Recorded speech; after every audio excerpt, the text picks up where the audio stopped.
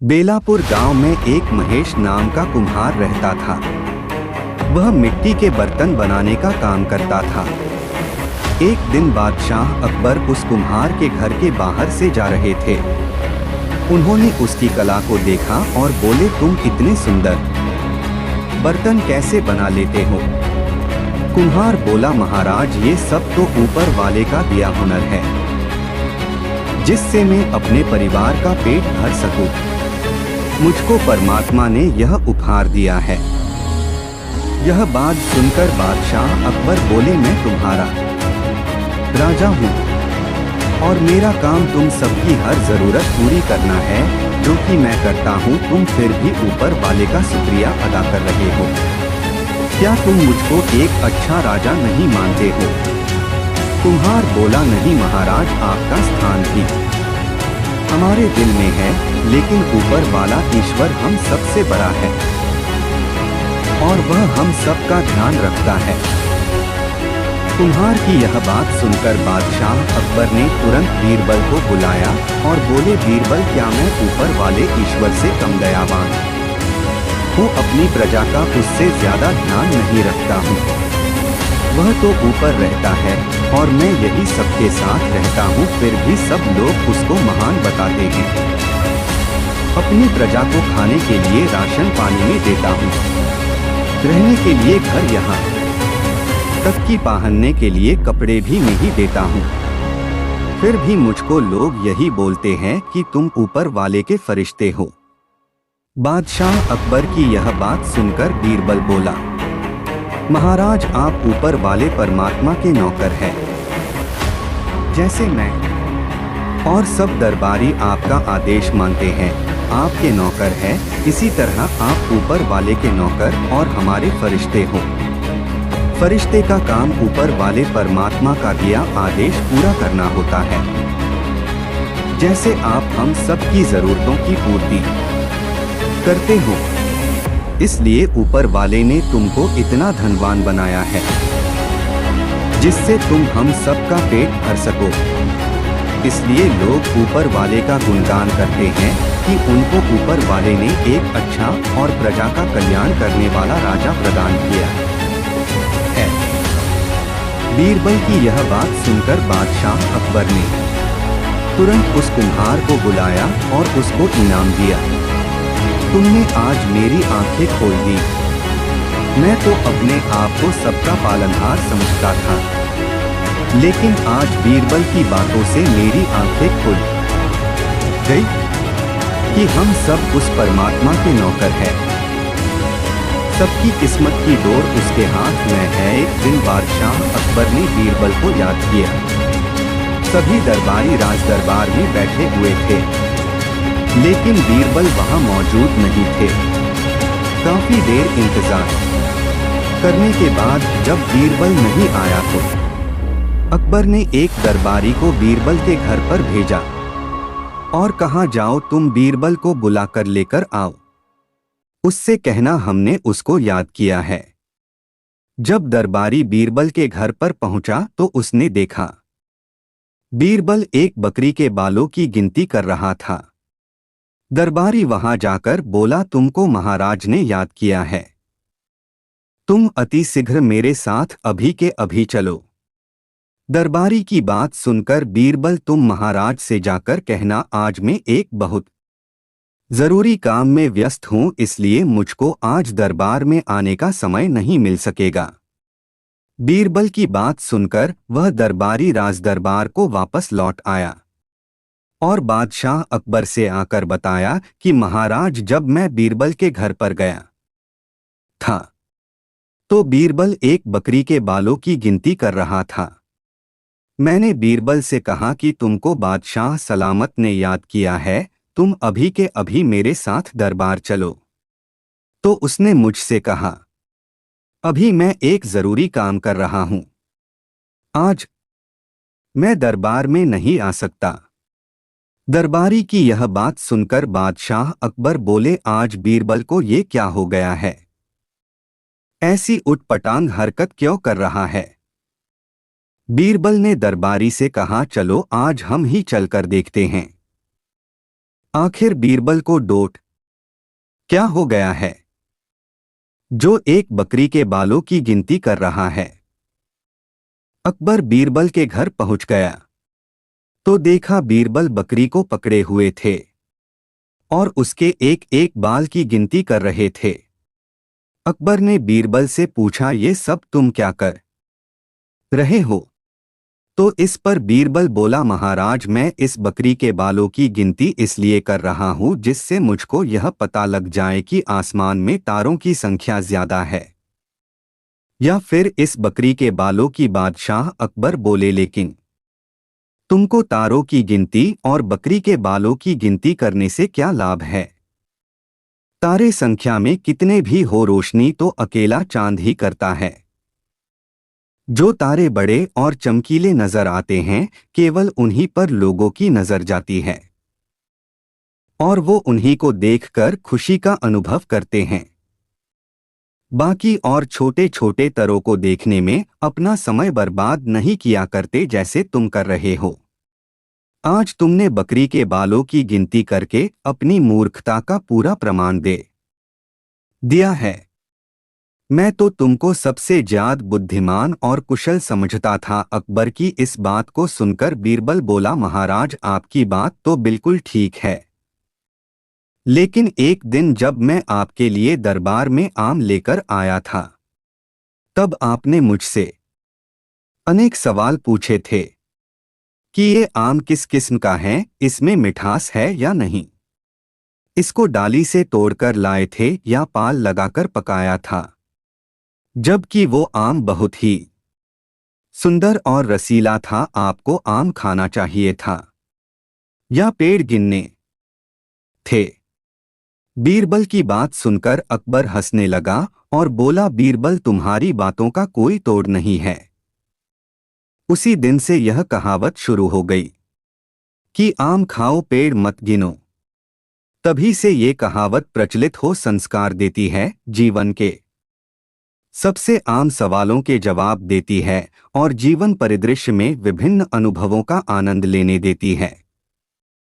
हमें कहानियां सुनने में न केवल आनंद आता है बल्कि हम उनसे सीखते भी हैं। तो चलिए इन 5 अकबर बीरबल की प्रमुख कहानियों को पढ़कर एक नए ज्ञान से सीख लेते हैं। बेलापुर गांव में एक महेश नाम का कुम्हार रहता था। वह मिट्टी के बर्तन बनाने का काम करता था। एक दिन बादशाह अकबर उस कुम्हार के घर के बाहर से जा रहे थे। उन्होंने उसकी कला को देखा और बोले, तुम इतने सुंदर बर्तन कैसे बना लेते हो? कुम्हार बोला, महाराज, ये सब तो ऊपर वाले का दिया हुनर है जिससे मैं अपने परिवार का पेट भर सकूं। मुझको परमात्मा ने यह उपहार दिया है। यह बात सुनकर बादशाह अकबर बोले, मैं तुम्हारा राजा हूं और मेरा काम तुम सबकी हर जरूरत पूरी करना है, जो कि मैं करता हूं। तुम फिर भी ऊपर वाले का शुक्रिया अदा कर रहे हो। क्या तुम मुझको एक अच्छा राजा नहीं मानते हो?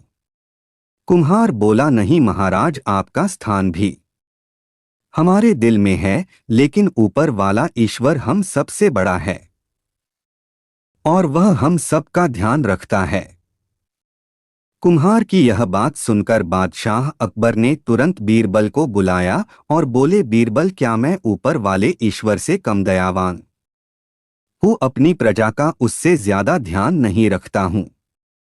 वह तो ऊपर रहता है और मैं यही सबके साथ रहता हूँ, फिर भी सब लोग उसको महान बताते हैं। अपनी प्रजा को खाने के लिए राशन पानी में देता हूँ, रहने के लिए घर यहाँ तक कि पहनने के लिए कपड़े भी मैं ही देता हूँ। फिर भी मुझको लोग यही बोलते हैं कि तुम ऊपर वाले के फरिश्ते हो। बादशाह अकबर की यह बात सुनकर बीरबल बोला, महाराज, आप ऊपर वाले परमात्मा के नौकर हैं। जैसे मैं और सब दरबारी आपका आदेश मानते हैं, आपके नौकर है, इसी तरह आप ऊपर वाले के नौकर और हमारे फरिश्ते हो। फरिश्ते का काम ऊपर वाले परमात्मा का दिया आदेश पूरा करना होता है। जैसे आप हम सब की जरूरतों की पूर्ति करते हो, इसलिए ऊपर वाले ने तुमको इतना धनवान बनाया है जिससे तुम हम सब का पेट भर सको। इसलिए लोग ऊपर वाले का गुणगान करते हैं कि उनको ऊपर वाले ने एक अच्छा और प्रजा का कल्याण करने वाला राजा प्रदान किया है। बीरबल की यह बात सुनकर बादशाह अकबर ने तुरंत उस कुम्हार को बुलाया और उसको इनाम दिया। तुमने आज मेरी आंखें खोल दी। मैं तो अपने आप को सबका पालनहार समझता था, लेकिन आज बीरबल की बातों से मेरी आंखें खुल गई कि हम सब उस परमात्मा के नौकर हैं। सबकी किस्मत की डोर उसके हाथ में है। एक दिन बादशाह अकबर ने बीरबल को याद किया। सभी दरबारी राजदरबार में बैठे हुए थे, लेकिन बीरबल वहां मौजूद नहीं थे। काफी देर इंतजार करने के बाद जब बीरबल नहीं आया तो अकबर ने एक दरबारी को बीरबल के घर पर भेजा और कहा, जाओ तुम बीरबल को बुलाकर लेकर आओ। उससे कहना हमने उसको याद किया है। जब दरबारी बीरबल के घर पर पहुंचा तो उसने देखा बीरबल एक बकरी के बालों की गिनती कर रहा था। दरबारी वहां जाकर बोला, तुमको महाराज ने याद किया है। तुम अति शीघ्र मेरे साथ अभी के अभी चलो। दरबारी की बात सुनकर बीरबल, तुम महाराज से जाकर कहना आज मैं एक बहुत जरूरी काम में व्यस्त हूं, इसलिए मुझको आज दरबार में आने का समय नहीं मिल सकेगा। बीरबल की बात सुनकर वह दरबारी राजदरबार को वापस लौट आया और बादशाह अकबर से आकर बताया कि महाराज, जब मैं बीरबल के घर पर गया था तो बीरबल एक बकरी के बालों की गिनती कर रहा था। मैंने बीरबल से कहा कि तुमको बादशाह सलामत ने याद किया है, तुम अभी के अभी मेरे साथ दरबार चलो। तो उसने मुझसे कहा, अभी मैं एक जरूरी काम कर रहा हूं, आज मैं दरबार में नहीं आ सकता। दरबारी की यह बात सुनकर बादशाह अकबर बोले, आज बीरबल को ये क्या हो गया है? ऐसी उटपटांग हरकत क्यों कर रहा है? बीरबल ने दरबारी से कहा, चलो आज हम ही चलकर देखते हैं। आखिर बीरबल को डोट क्या हो गया है जो एक बकरी के बालों की गिनती कर रहा है? अकबर बीरबल के घर पहुंच गया तो देखा बीरबल बकरी को पकड़े हुए थे और उसके एक एक बाल की गिनती कर रहे थे। अकबर ने बीरबल से पूछा, ये सब तुम क्या कर रहे हो? तो इस पर बीरबल बोला, महाराज, मैं इस बकरी के बालों की गिनती इसलिए कर रहा हूं जिससे मुझको यह पता लग जाए कि आसमान में तारों की संख्या ज्यादा है या फिर इस बकरी के बालों की। बादशाह अकबर बोले, लेकिन तुमको तारों की गिनती और बकरी के बालों की गिनती करने से क्या लाभ है? तारे संख्या में कितने भी हो, रोशनी तो अकेला चांद ही करता है। जो तारे बड़े और चमकीले नजर आते हैं, केवल उन्हीं पर लोगों की नजर जाती है और वो उन्हीं को देखकर खुशी का अनुभव करते हैं। बाकी और छोटे छोटे तारों को देखने में अपना समय बर्बाद नहीं किया करते जैसे तुम कर रहे हो। आज तुमने बकरी के बालों की गिनती करके अपनी मूर्खता का पूरा प्रमाण दे दिया है।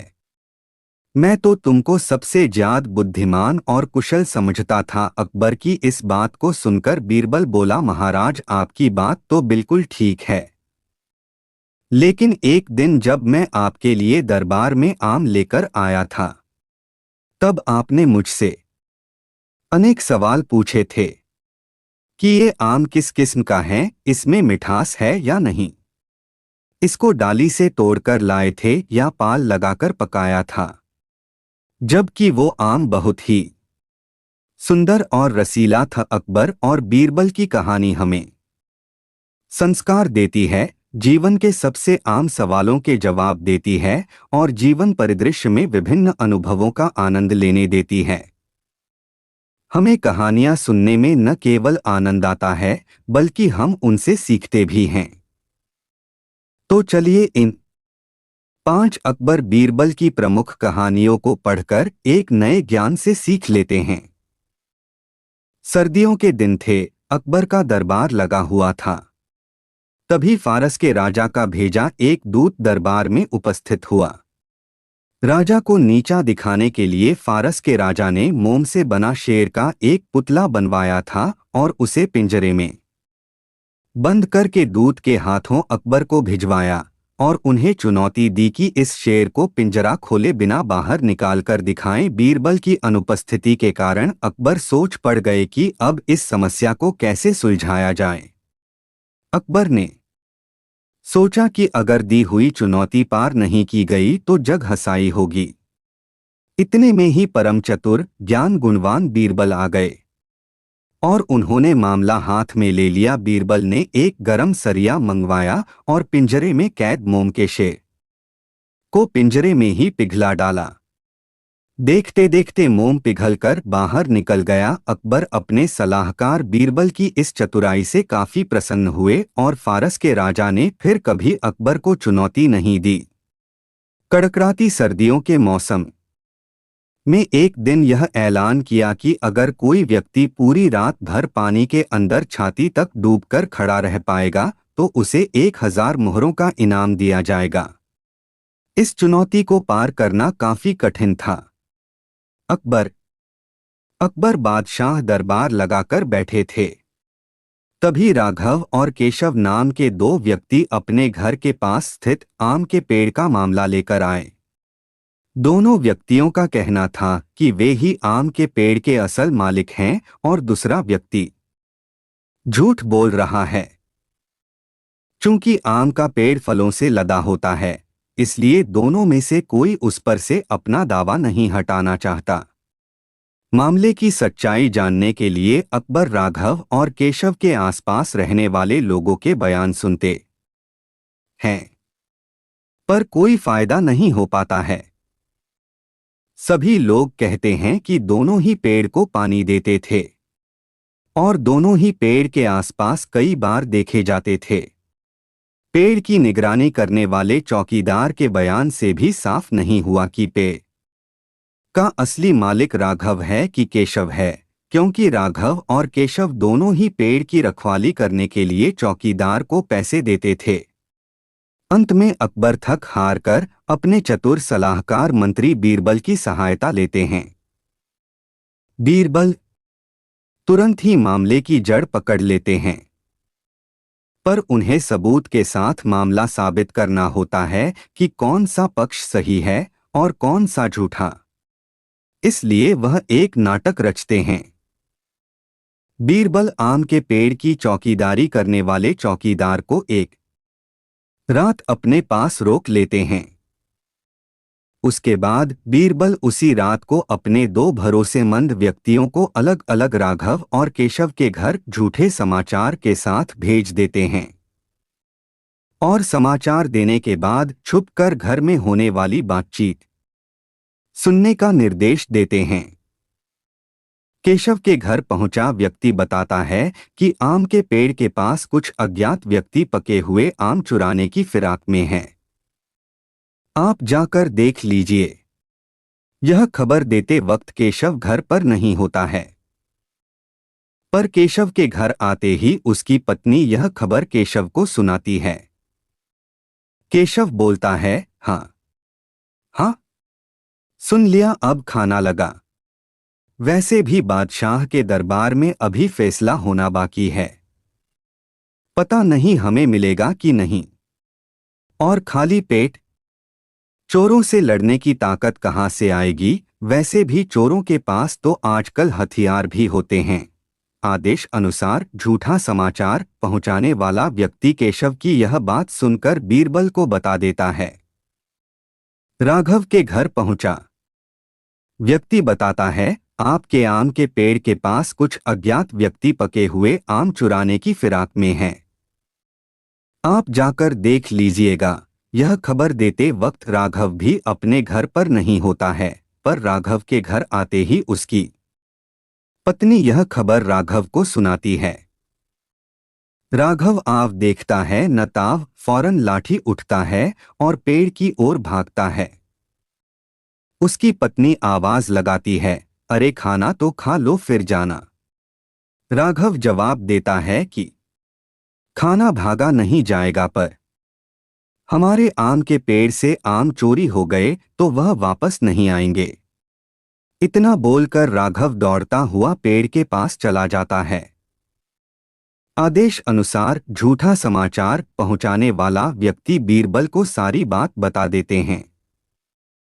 दूसरे दिन अकबर के दरबार में राघव और केशव को बुलाया जाता है और बीरबल रात को किए हुए परीक्षण का वृतांत बादशाह अकबर को सुना देते हैं, जिसमें भेजे गए दोनों व्यक्ति गवाही देते हैं।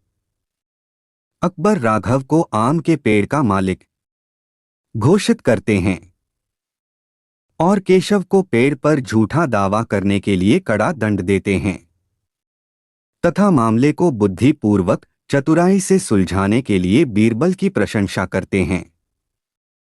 सच ही तो है, जो व्यक्ति परिश्रम करके अपनी किसी वस्तु या संपत्ति का जतन करता है उसे उसकी परवाह अधिक होती है। दरबार में सारे दरबारी, पंडित, मंत्री और सामान्य जन भी बैठे हुए थे। उस समय दरबार में हंसी ठिठोली का माहौल छाया हुआ था। सब उसी में मशगूल थे। अकबर भी बहुत खुश नजर आ रहे थे।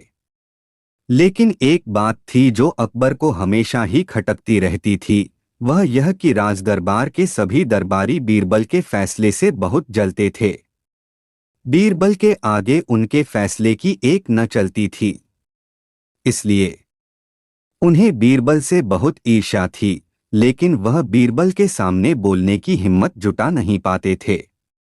बीरबल की दरबार में अनुपस्थिति होने पर अकबर हमेशा बीरबल की प्रशंसा के पुल बांधते रहते थे।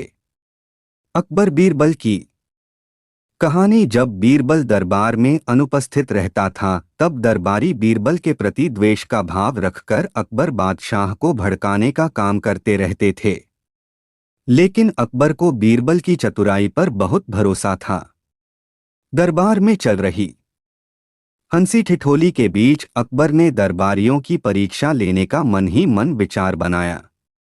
उन्होंने सभी दरबारियों से शांत होने को कहा और बोले, ध्यान से सुनो, तुम सभी को मेरे एक सवाल का जवाब देना है। जो इस सवाल का जवाब सही देगा और उसे साबित कर दिखाएगा, उसे मैं बीरबल की जगह अपना मंत्री नियुक्त कर दूंगा। अकबर ने कहा, देखो, तुम सबके लिए बहुत बढ़िया अवसर हाथ आया है। इससे तुम अपने मन के सभी अरमान पूरे कर सकते हो। यह सुनकर सभी दरबारी बहुत खुश हुए। अकबर ने फिर अपना सवालिया बाण छोड़ा और कहा, देखो, तुम्हें यह साबित करना है कि मनुष्य द्वारा निर्मित चीज ज्यादा अच्छी होती है या कुदरत के द्वारा निर्मित। अकबर बीरबल की कहानी। अकबर के मुंह से सवाल सुनते ही सभी दरबारी सोच में पड़ गए। अकबर ने उन्हें पूरे एक हफ्ते का समय दिया और कहा, अगले शुक्रवार को जब दरबार लगेगा तो तुम्हें खुद को सबसे श्रेष्ठ साबित करना है। सब दरबारी अपने अपने घर को हो लिए। सभी इसी सोच में डूबे थे कि इस बात को कैसे साबित किया जाए। लेकिन किसी में इतनी चतुराई भी तो नहीं थी जितनी कि बीरबल में। सारे दरबारियों में से किसी को डोट भी इस सवाल का हल नहीं मिल पाया। तय समय के अनुसार फिर शुक्रवार के दिन राजदरबार लगा। सभी लोग अपने अपने आसन पर विराजमान हो गए। हालांकि बीरबल सबसे पहले पहुंच गए थे। अब राजा ने एक एक कर सभी से सवाल का जवाब मांगा, पर सभी दरबारी, मंत्री, पंडित अपनी गर्दन झुकाकर खड़े हो गए। अब अकबर से रहा न गया। उन्होंने बीरबल से पूछा। बीरबल ने बड़ा ही चतुराई भरा जवाब दिया, जहांपना, इसमें कौन सी बड़ी बात है? इसका जवाब बहुत ही आसान है।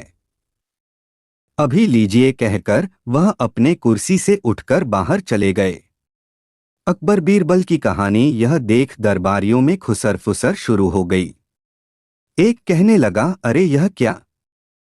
बीरबल तो अकबर को जवाब देने के बजाय दरबार से उठकर बाहर चले गए। अकबर आराम से अपने सिंहासन पर विराजमान हो गए और बीरबल की प्रतीक्षा करने लगे।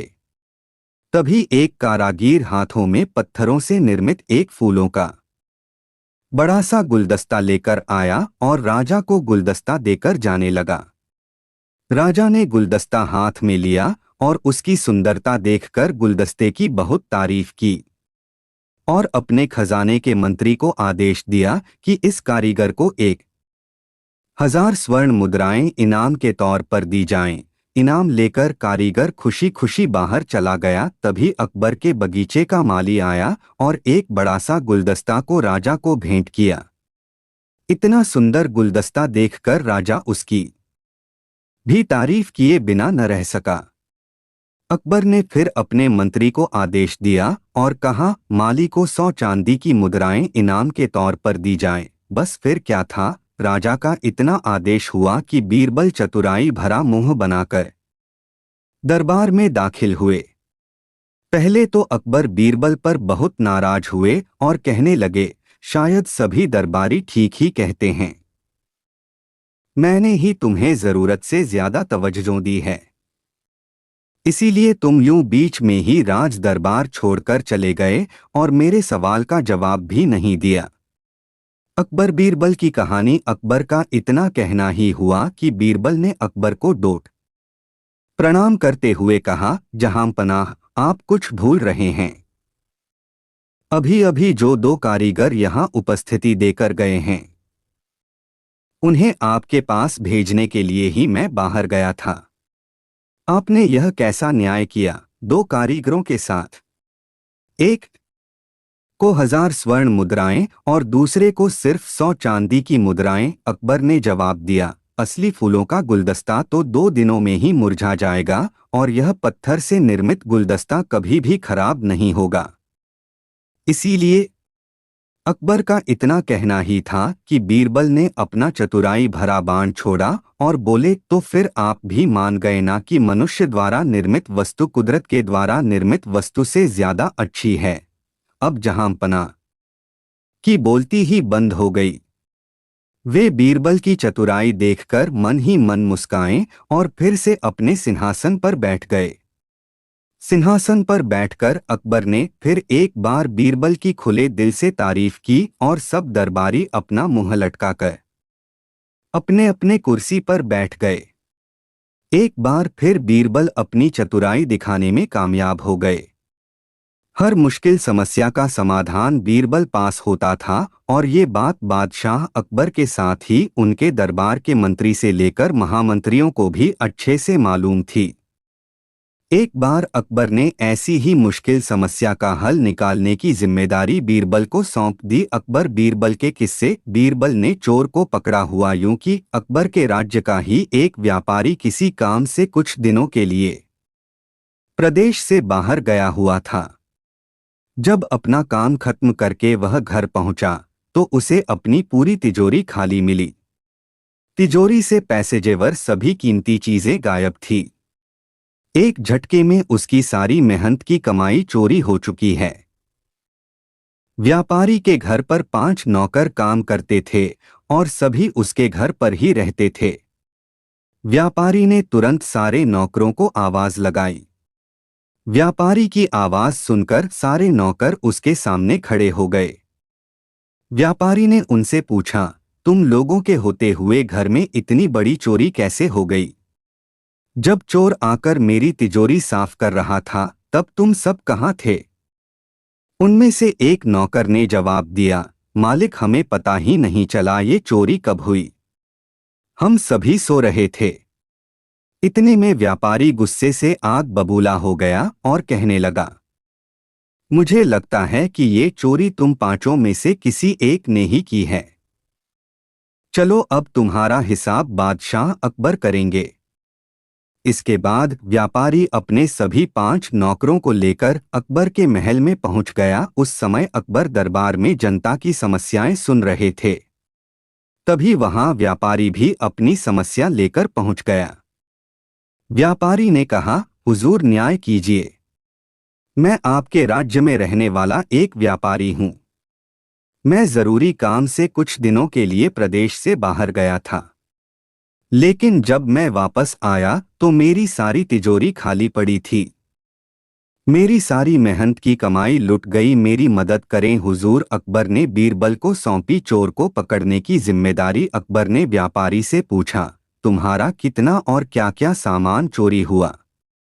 क्या तुम्हें किसी पर शक है? व्यापारी ने अकबर के सभी सवालों का जवाब दिया। इसके बाद अकबर ने व्यापारी के असली चोर को पकड़ने की जिम्मेदारी बीरबल को सौंप दी। बीरबल अगले दिन ही व्यापारी के घर पहुंच गए और उन्होंने सभी नौकरों को बुलाया।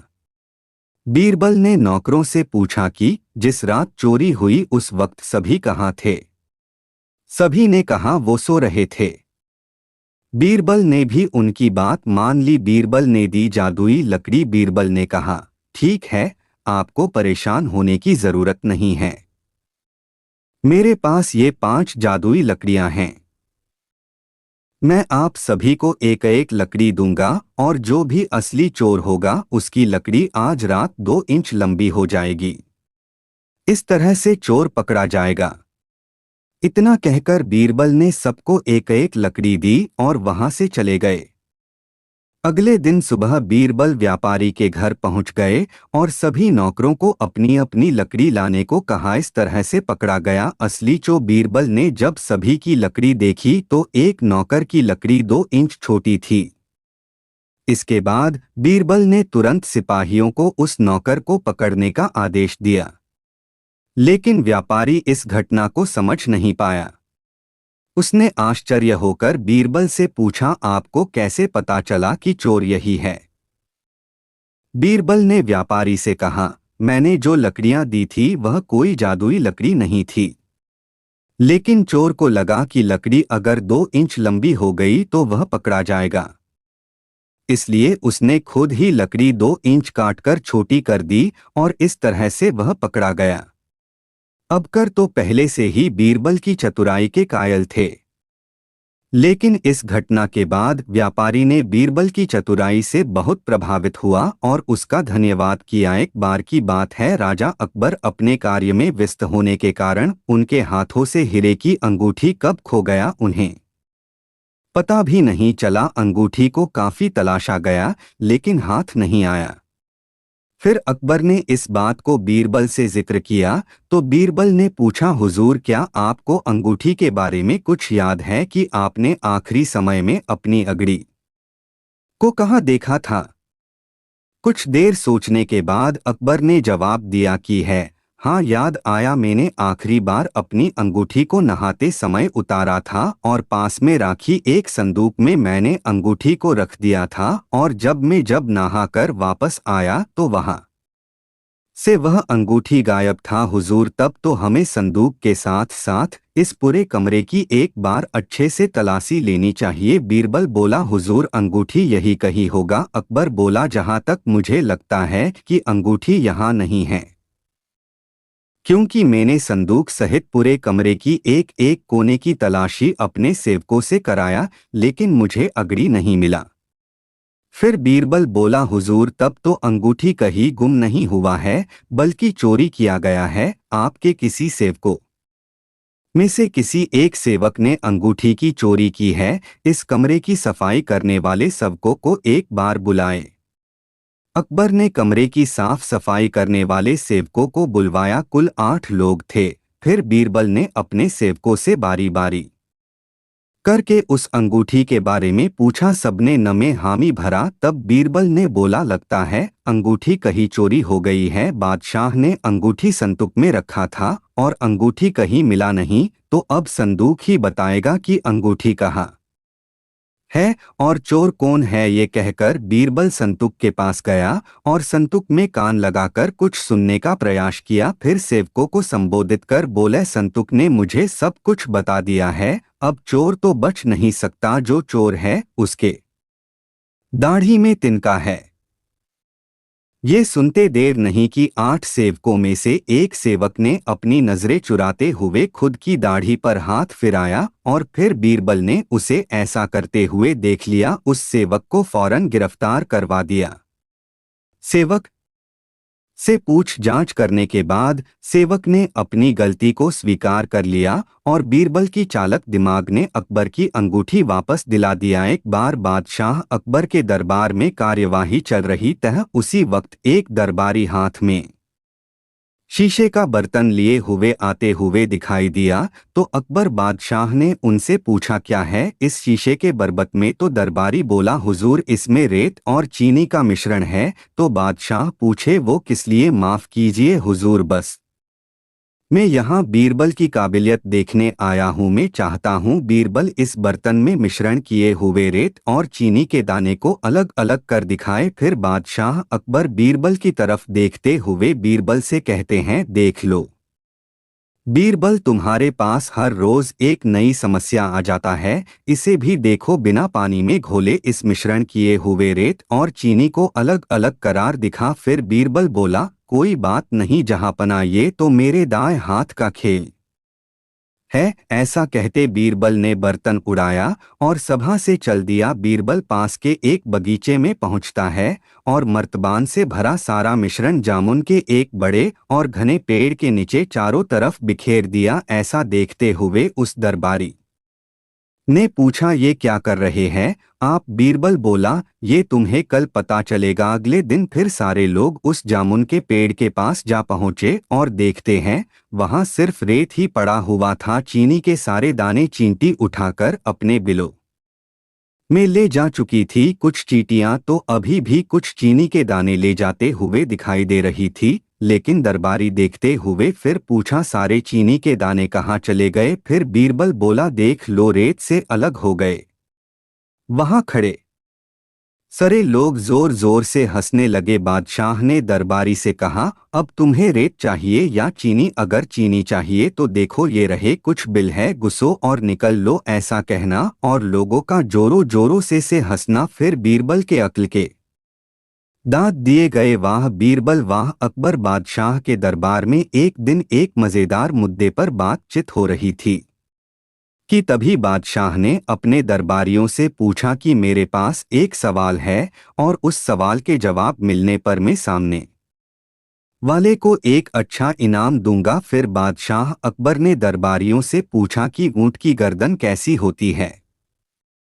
दरबारियों में से कुछ लोगों ने सोचा और थोड़ी देर बाद जवाब दिया, लेकिन कोई भी जवाब देने में सफल नहीं हो पाया। फिर बादशाह ने चारों ओर देखने के बाद इस मुद्दे को बादशाह ने बीरबल के समक्ष रखा।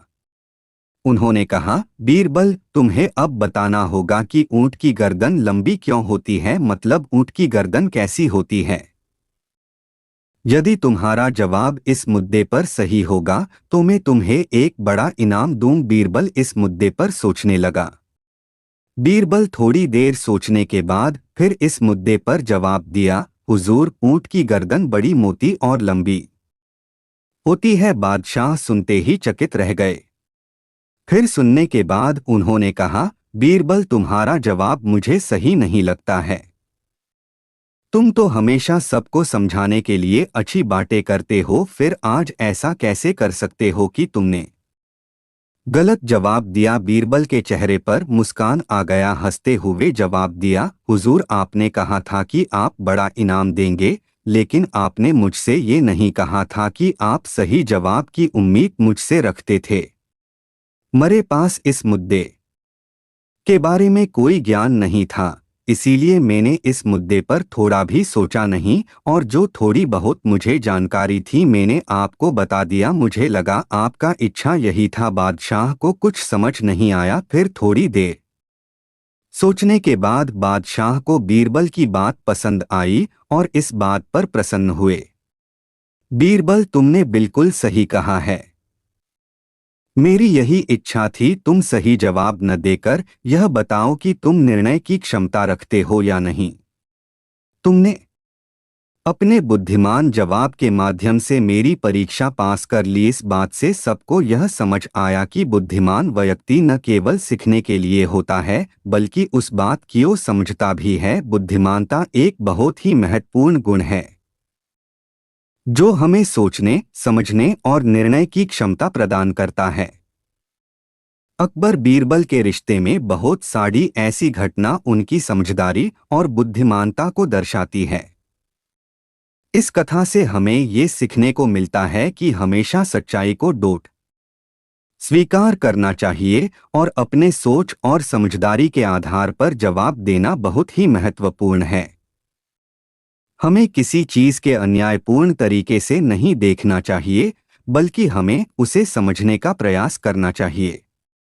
बीरबल ने अपने बुद्धिमानता के बल पर इस मुद्दे को सुलझाया और सभी को यह दिखाया कि सही निर्णय लेने के लिए सोचना की क्षमता हमेशा महत्वपूर्ण होती है। इस रूपक कथा के माध्यम से जो हमें सबक सीखने को मिला है वो ये है कि अपने ज्ञान और अनुभवों पर आधारित निर्णय लेने की क्षमता विकसित करनी चाहिए। हमें हमेशा के सच्चाई की तलाश करनी चाहिए और अपने विचारों को प्रतिबंधित नहीं करनी चाहिए। इस तरह के बुद्धिमान निर्णय हमें सही रह दिखते हैं और हमारे जीवन के व्यक्तिगत और सामाजिक जीवन में सफलता की और प्रेरित करते हैं। अकबर बीरबल स्टोरीज इन हिंदी की कथाएं हमेशा अपने मूल्यवान संदेशों के लिए पहचानी जाती है और ऊंट की गर्दन कथा भी इसी विचारशील की प्रतिष्ठित करती है। इस कथा से हमें ये बात पता चलता है कि हमारे सोच और अनुभवों पर आधारित निर्णय लेने की क्षमता विकसित करनी चाहिए और सच्चाई को स्वीकार करना चाहिए। सारांश के रूप में ऊंट की गर्दन अकबर बीरबल स्टोरीज इन हिंदी एक रोचक कथा है जो हमें सोचने पर मजबूर करती है और सही निर्णय लेने की महत्वपूर्ण बात बताती है। इस कथा से हमें यह सीखने को मिलता है कि हमें हमारी बुद्धिमानता और सत्यापन के आधार पर निर्णय लेने की क्षमता विकसित करनी चाहिए। दोस्तों, कैसी लगी आपको ये अकबर बीरबल स्टोरीज इन हिंदी पर बनी ये कहानी? अगर आपको ये कहानी पसंद आया तो इस पोस्ट को और अपने दोस्तों से शेयर करना न भूले। बीरबल के रोचक किस्से। एक बार बीरबल ने कहा कि एक गरीब आदमी पैसों के लिए कुछ भी कर सकता है। अकबर ने कहा कि साबित करके दिखाओ। दूसरे दिन बीरबल एक गरीब ब्राह्मण को लेकर दरबार में हाजिर हुआ। महाराज, ये ब्राह्मण 1000 स्वर्ण मुद्राओं के बदले पूरी रात ठंडे पानी में खड़ा रह सकता है। हर